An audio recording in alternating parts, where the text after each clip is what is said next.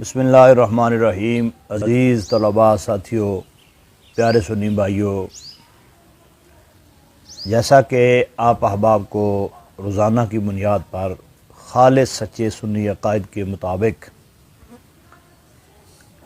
ایک محدود سی مناسب سی ڈوز دی جاتی ہے تاکہ عقیدہ حقہ کی پختگی اور اس سے آگاہی ہوتی رہے، اور آج کل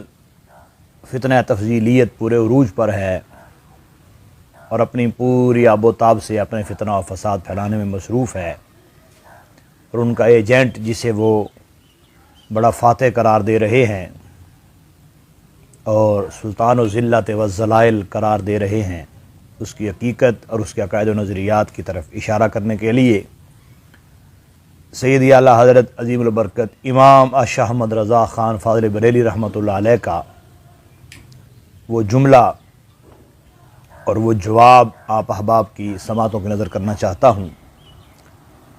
آپ سے سائل نے سوال کیا، اہل سنت و جماعت کا متفق علیہ عقیدہ ہے کہ سیدنا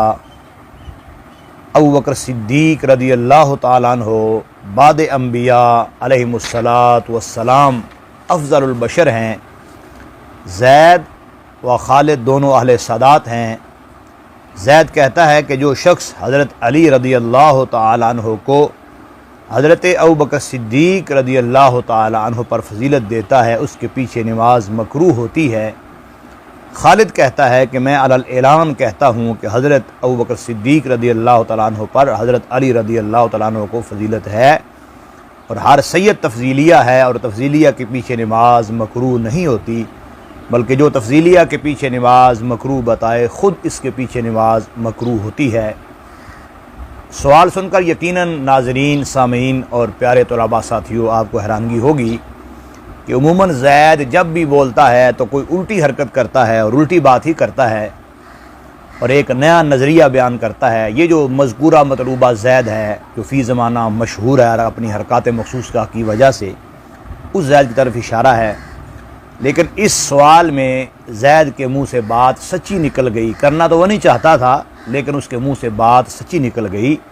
یہاں زید نے یہی کہا ہے کہ جو شخص حضرت علی رضی اللہ تعالیٰ عنہ کو حضرت ابوبکر صدیق رضی اللہ تعالیٰ عنہ پر فضیلت دیتا ہے اس کے پیچھے نماز مکروہ ہوتی ہے، یعنی یہاں تو زید سے اتفاقاً عقیدہ اہل سنت کی طرف ہی اشارہ ہو گیا اور وہی بات نکلی۔ تو یہ سوال تھا جو سید اعلیٰ حضرت رحمۃ اللہ علیہ سے کیا گیا۔ آپ اس کا جواب یوں ارشاد فرماتے ہیں، کیونکہ آپ دیکھتے ہیں سوشل میڈیا پر مناظرہ مسئلہ افضلیت اس کو دیکھا جا رہا ہے، ملاحظہ کیا جا رہا ہے، تو طرح طرح کے نتائج لوگ نکال رہے ہیں، جبکہ حقیقت حال کچھ اور ہے، معاملات کچھ اور ہیں، اور بات کو کسی اور طرف لے جایا جا رہا ہے، نیا رنگ دیا جا رہا ہے۔ تو یہ عقیدہ کتنا خالص ہے، کتنا سچا اور سچا ہے، سید اعلیٰ حضرت رحمۃ اللہ علیہ فرماتے ہیں تمام اہل سنت کا عقیدہ اجماعیہ ہے، تمام اہل سنت کا عقیدہ اجماعیہ ہے۔ ان کلمات سے یہ بات تو واضح ہوئی کہ جن کو اس عقیدے سے مروڑ ہے، بخار ہے، پریشانی ہے، تکلیف ہے، رائے فرار ہے، انکار ہے، ان کا اہل سنت سے کوئی تعلق نہیں ہے۔ وہ کسی اور دڑے کے لوگ ہیں، کسی اور طبقے کے لوگ ہیں، کسی اور کے ترجمان ہیں۔ تمام اہل سنت کا عقیدہ اجماعیہ ہے کہ صدیق اکبر و فاروق اعظم رضی اللہ تعالیٰ عنہما مولا علی کرم اللہ تعالیٰ وجہ الکریم سے افضل ہیں۔ یعنی اعلیٰ حضرت رحمۃ اللہ علیہ نے یہاں شیخین کریمین کے حوالہ سے کلام فرمایا، اور آگے آپ نے فرمایا ائمہ دین کی تصریح ہے کہ جو مولا علی کو ان پر فضیلت دے مبتدع بد مذہب ہے، اس کے پیچھے نماز مکروہ ہے۔ یعنی آپ نے یہ فرمایا کہ اگر کوئی حضرت علی رضی اللہ تعالیٰ عنہ کو شیخین کریمین رضی اللہ تعالیٰ عنہما یعنی حضرت صدیق اکبر، حضرت عمر فاروق رضی اللہ تعالیٰ عنہما پر فضیلت دیتا ہے تو وہ بدعتی ہے، اور دوسرے لفظوں میں تفضیلیہ ہے، اور تفضیلیے کے پیچھے نماز مکروہ ہے۔ اور آپ نے یہاں تک فرمایا کہ مکروہ تحریمی ہے کہ پڑھنی گناہ اور پھیرنی واجب ہے، جیسے دیگر کئی مقامات پر آپ نے امام کے بارے میں فرمایا کہ امام سنی ہو، صحیح العقیدہ ہو۔ تو اب سید اعلیٰ حضرت رحمۃ اللہ علیہ نے یہاں شیخین کریمین کی فضیلت کو بیان فرمایا، اور دوسرے مقام پر آپ نے اس چیز کی طرف تصریح فرمائی، اشارہ فرمایا۔ وقت کے اختصار کے پیش نظر چونکہ یہ مختصر سا ہمارا لیکچر ہوتا ہے تو اس میں آپ نے یہ الفاظ ارشاد فرمائے ہیں بیان کرتے ہوئے، اہل سنت و جماعت نصرہم اللہ تعالی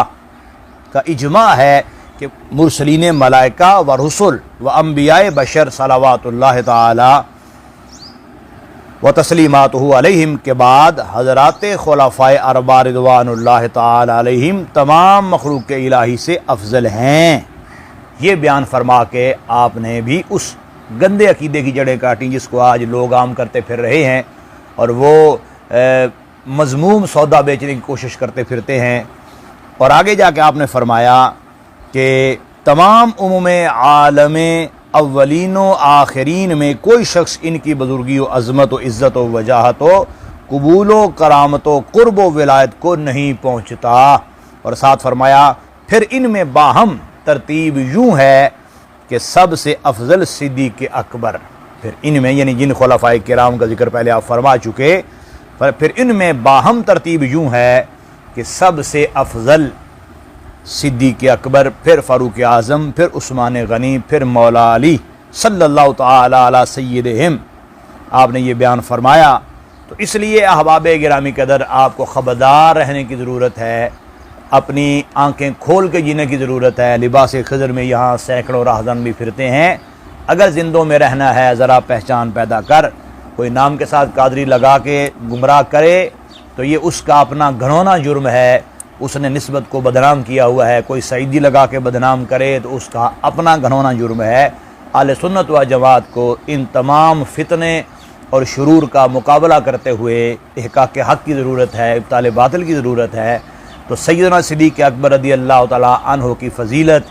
یہ وہ عظیم مسئلہ ہے جو اہل سنت و جماعت کا ہمیشہ متفقہ رہا ہے، اس پر امت کا اجماع رہا ہے اور اس پر امت کا اتفاق رہا ہے۔ اللہ تبارک و تعالی ان تمام شرارتیوں کی شرارتوں سے، ان فسادیوں کے فساد سے اہل سنت کو محفوظ فرمائے۔ والسلام ورحمۃ اللہ وبرکاتہ۔